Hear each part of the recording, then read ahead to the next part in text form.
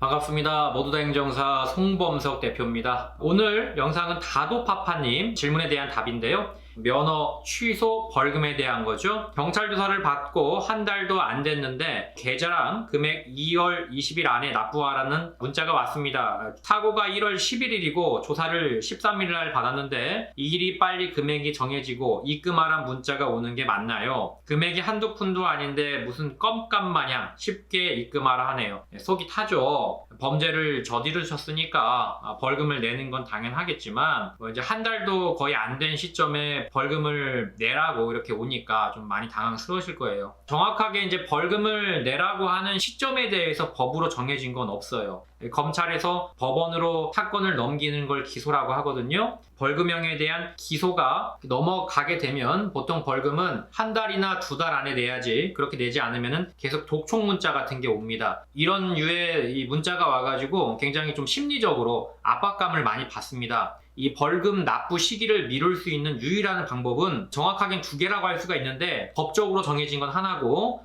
법이 정하지 않고 있는 어떤 재량적 영역이 하나가 있는데 둘 다 알려드릴게요. 내가 당장 돈이 없다.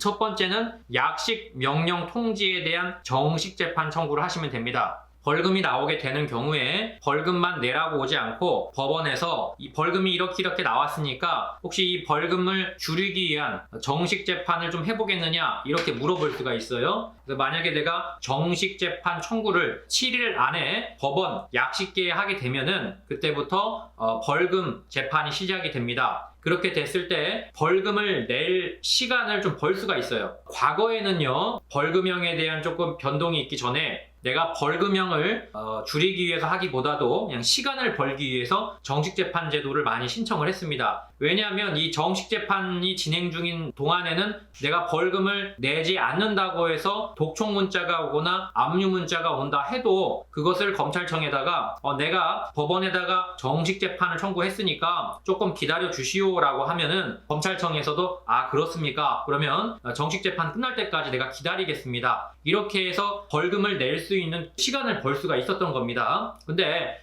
너도 나도 막 신청을 하다 보니까 정식 재판을 신청한 경우에 불이익 변경 금지의 원칙이라고 해서 벌금이 올라가는 경우는 없었습니다. 2017년도인가 18년도인가에 법이 바뀌었어요. 그래서 불이익 변경 금지의 원칙이 없어졌습니다. 감경 신청을 한 경우에 벌금이 올라갈 수도 있어요. 그러니까 내가 그런 리스크를 감안을 하고서라도 정식재판 청구를 해서 시간을 벌고 싶다면 그렇게 하시는 게 맞아요. 다만 그 리스크가 그렇게 크진 않아요. 벌금 감액을 신청했다가 벌금이 올라가는 사례들이 그렇게까지 많지는 않습니다. 그러나 일단 있는 거니까, 확률은 있는 거니까 조금 더 신중하게 결정해 보실 필요는 있겠습니다. 아까 두 번째 방법 설명드렸죠. 그거는 그냥 사정하는 수밖에 없어요. 검찰청 집행기에다가 연락해가지고 내가 언제까지 최대한 마련을 할 테니까 좀 봐줘라, 이렇게 하는 방법밖에 없고, 그렇게 하면 이제 검찰청에서 그래도 선생님 일단은 법이 정해진 거니까 내셔야 됩니다. 저희도 방법이 없습니다. 아마 이렇게 얘기를 할 겁니다. 그러나 이제 그렇게까지 얘기를 하면은 그래도 일반적으로 한 달 정도는 더 기다려줘요. 하지만 그걸 너무 남용해서는 안 되겠죠. 그분들도 법을 집행하시는 분들이니까.